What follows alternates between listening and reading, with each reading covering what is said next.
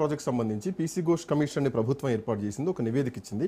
అసెంబ్లీలో అర్ధరాత్రి దాకా చర్చ చేసి దీన్ని సిబిఐకి బదిలీ చేశారు. సిబిఐ ఇప్పటి వరకు 8-9 నెలలు అయిపోయింది, ఏమాత్రం దీన్ని కనీసం టేకప్ చేయట్లేదు. సో ఈ చర్చ కూడా నడుస్తుంది. దీనిపైన కూడా భారతీయ జనతా పార్టీ ఈ నింద మోస్తుంది కదా. శ్రీకాంత్ అన్న, నేను ఏమంటున్నా, పూర్తిగా విషయం పట్ల పరిజ్ఞానం లేక కావాలని కాంగ్రెస్ వాళ్ళు బ్రీఫింగ్ ఇచ్చిందని మీరు రాసుకుంటున్నారు. నేను అడుగుతున్నా మిమ్మల్ని, కాళేశ్వరం అంటే పాడైపోయిందని వాళ్ళు చెప్తున్నటువంటి సుందిల్లా, అన్నారం, మేడిగడ్డ 3 బ్యారేజీలు కాదు. పీసీ ఘోష్ కమిషన్ నివేదిక ఇచ్చింది కూడా 3 బ్యారేజీల మీదనే ఇచ్చింది తప్ప కాళేశ్వరం ఇన్ టోటల్ ఇయ్యలేదు. మీరు దయచేసి అర్థం చేసుకోవాల్సింది, మీ ద్వారా నేను తెలంగాణ సమాజానికి చెప్పదలుచుకున్న విషయం, సిబిఐ విచారణ జరుపుమని రేవంత్ రెడ్డి గారు ఈ రాష్ట్ర ప్రభుత్వము భారత ప్రభుత్వానికి ఉత్తరం రాస్తే ఇన్ని మీడియా ఛానళ్ళు ఉన్నాయి కదన్నా, ఏ ఒక్క ఛానల్ అన్నా రాష్ట్ర ప్రభుత్వం నుంచి సిబిఐకి పోయిన ఉత్తరం కాపీ కనబడిందా అన్న? ఈ రోజు దాకా కనబడిందా? నేను రిపీటెడ్గా అడుగుతా ఉన్నా. ముఖ్యమంత్రి గారు అంటారు మేము కేంద్రానికి ఉత్తరం రాసినాం, కేంద్రం చర్య తీసుకుంటలేదు. ఉత్తరం ఏం రాసిండ్రు ఒకసారి జనం ముందు పెట్టండి కదా. ఏది మీ ఉత్తరం? ఏ డేట్ రోజు రాసిండ్రు? ఎవరికి అడ్రస్ చేసిండ్రు? ఏమని రాసిండ్రు? కాళేశ్వరం మీద విచారణ జరపమంటే 3 లైన్లు రాయినరే. నేను రిపీటెడ్గా అడుగుతున్నా ముఖ్యమంత్రి గారిని, ఏమని?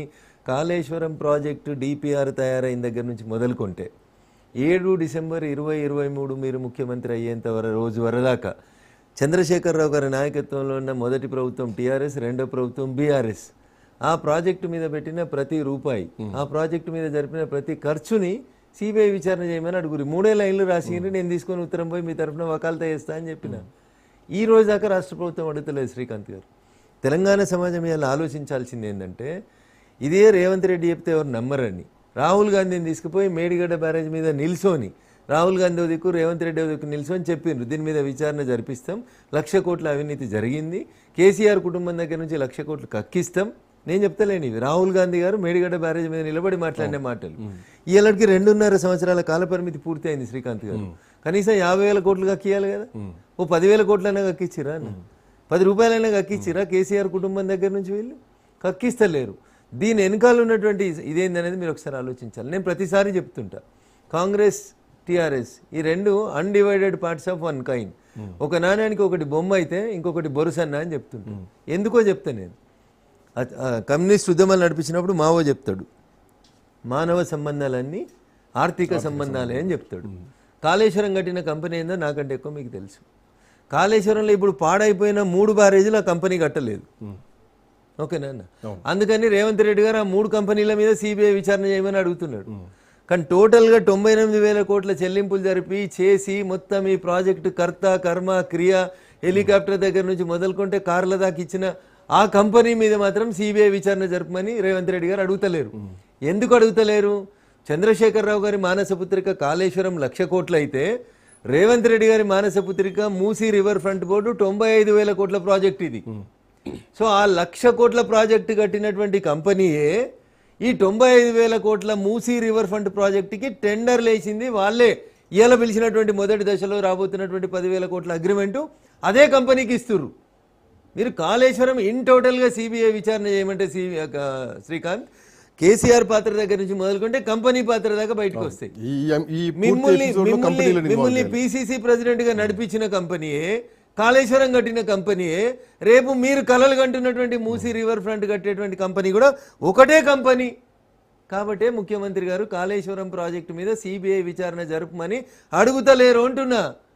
మీరు అడుగుతున్నాయి 3 బ్యారేజీల మీద మాత్రమే సిబిఐ విచారణ జరుపుమంటున్నారు. ఆ 3 బ్యారేజీలు ఆ కంపెనీ కట్టలేదు కాబట్టి రేవంత్ రెడ్డి అడుగుతున్నాడు. ఒకవేళ ఆ 3 బ్యారేజీలు కూడా అదే కంపెనీ కట్టిండుంటే రేవంత్ రెడ్డి కాళేశ్వరం సిబిఐ అనే ముచ్చట ఉండకపోతుండే అన్న. ఏం చెప్పిండు రేవంత్ రెడ్డి గారు పిసిసి అధ్యక్షుని హోదాలో?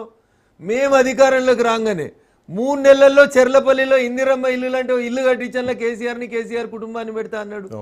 2.5 ఏళ్లలో ఇందిరమ్మ ఇల్లు కట్టుడు సాధ్యమైతే లేదా అన్న ముఖ్యమంత్రికి? అంటే దీని వెనుకాల ఈ బంధాన్ని బలపరుస్తున్నది కాంగ్రెస్. టీఆర్ఎస్ని విడిపోకుండా ఈ బంధాన్ని కొనసాగిస్తున్నది, కేసీఆర్ కుటుంబాన్ని కాపాడుతున్నది ఎవరు అంటే కాళేశ్వరం కట్టిన కాంట్రాక్టర్. అదే కాంట్రాక్టర్ ఇలా మళ్ళీ పొద్దున్న లేస్తే రేవంత్ రెడ్డి గారితో ఉంటున్నారు. అదే కంపెనీకి ఇలా మీరు మూసీ రివర్ ఫ్రంట్ ప్రాజెక్ట్లో ఫస్ట్ ఫేజ్ టెండర్ 9,500 కోట్లు పిలిస్తే టెండర్కి వచ్చిన అన్ని కంపెనీలకు ఫోన్ చేసి అందరితో డ్రాప్ చేయించారు. ఒకే ఒక కంపెనీకి రేపో మాపో మీరు అగ్రిమెంట్ చేయబోతున్నారు కాదని చెప్పమన్నారు కాంగ్రెస్ ప్రభుత్వ పెద్దల్ని. సో కాబట్టి కాళేశ్వరం మీద కాంగ్రెస్ ఏ రోజు కూడా సిబిఐ విచారణ జరిపించదు.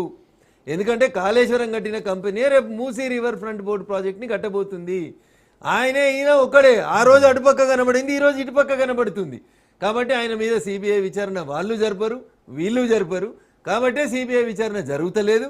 ముఖ్యమంత్రి ప్రతిదీ లీక్ ఇస్తాడు కదా మీడియాకి, ఉత్తరం కూడా లీక్ ఇవ్వమని ఏం రాసిరో తెలుస్తుంది కదా.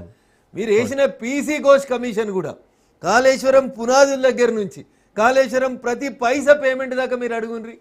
ఎందుకు 3 బ్యారేజ్ల మీదనే అడుగుతున్నారు?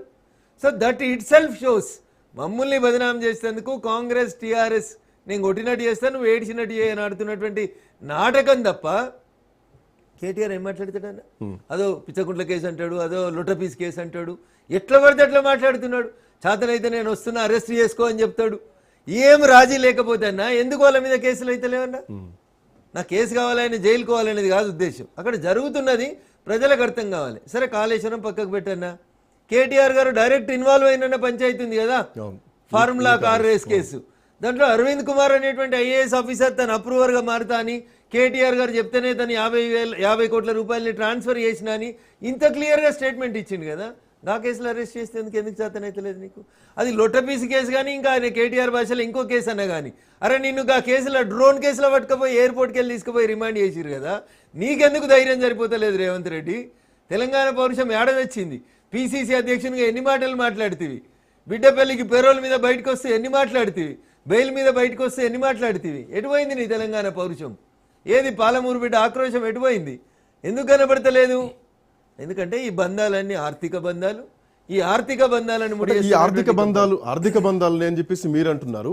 ఇదే కాళేశ్వరం ప్రాజెక్టులో 1,00,000 కోట్ల అవినీతి జరిగింది, కాళేశ్వరం ప్రాజెక్టు ఏటీఎం లాగా కేసీఆర్ వాడుకుంటున్నారని చెప్పేసి గతంలో ఎన్నికల సందర్భంలో అమిత్ షా కూడా బహిరంగ సభల్లో రోడ్ ర్యాలీల్లో ఆయన కూడా ఇవే కామెంట్లు చేయడం జరిగింది.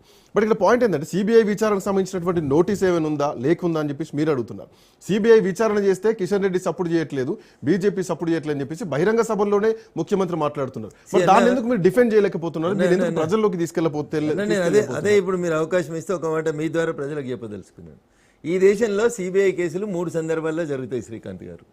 ఒకటి, ఎవరన్నా హైకోర్టును అప్రోచ్ అయ్యి రాష్ట్ర సర్వోన్నత న్యాయస్థానం హైకోర్టు ఒక డైరెక్షన్ ఇచ్చి దీంట్లో సిబిఐ చేత విచారణ జరిపించండి అని రాష్ట్ర సర్వోన్నత న్యాయస్థానం హైకోర్టు తీర్పిస్తే సిబిఐ నేరుగా హైకోర్టు సూచనల మేరకు వస్తుంది.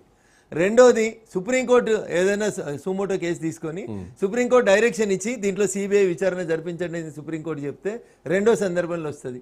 మూడో సందర్భంలో ఎప్పుడు వస్తారంటే రాష్ట్ర ముఖ్యమంత్రి గారు ఉత్తరం రాసి భారత ప్రభుత్వాన్ని దీన్ని సిబిఐ ద్వారా విచారణ జరిపించండి అని అడిగితే మూడో సందర్భంలో సిబిఐ కేసు వస్తుంది. అందుకనే నేను రేవంత్ రెడ్డి గారు ఉత్తరం అడుగుతున్నా, నేను అందులో మీరు ఏం రాసిండ్రో అని అడుగుతున్నా. Where is that letter pending అంటున్నా, గది చెప్పుర్రి సార్. కాబట్టి మమ్మల్ని బురద జల్లేందుకు వాడుకుంటున్నారు తప్ప, ఒకవేళ పొరపాటున శ్రీకాంత్ గారు మా అంతలో మేము సుమోటోగా ఒకవేళ కేసు తీసుకున్నాం అనుకోండి తెలంగాణ రాష్ట్రంలో, ఇదే మీడియా మళ్ళీ పొద్దున్నేస్తే ఏం చేస్తుంది? రేవంత్ రెడ్డి కాంగ్రెస్ పార్టీ ముఖ్యమంత్రి, రేవంత్ రెడ్డి బాగా ప్రజాదరణ పొందుతుంటే వీళ్ళు ఓరుస్తలేరు బీజేపీ వాళ్ళు, అందుకని సిబిఐని పంపించారు అంటారు. మీరు ఉత్తరం ఇయ్యరన్న, ముఖ్యమంత్రి గారు వారానికి ఒకసారి పోతారు కదా ఢిల్లీకి, ఈసారి పోయేటప్పుడు మంచి ఉత్తరం డ్రాఫ్ట్ చేసి తీసుకపో అన్న, మంచి అడ్వకేట్ని పెట్టుకొని తీసుకపో. అభిషేక్ సింగ్ మన్వీకి ఇచ్చినావు కదా రాజ్యసభ.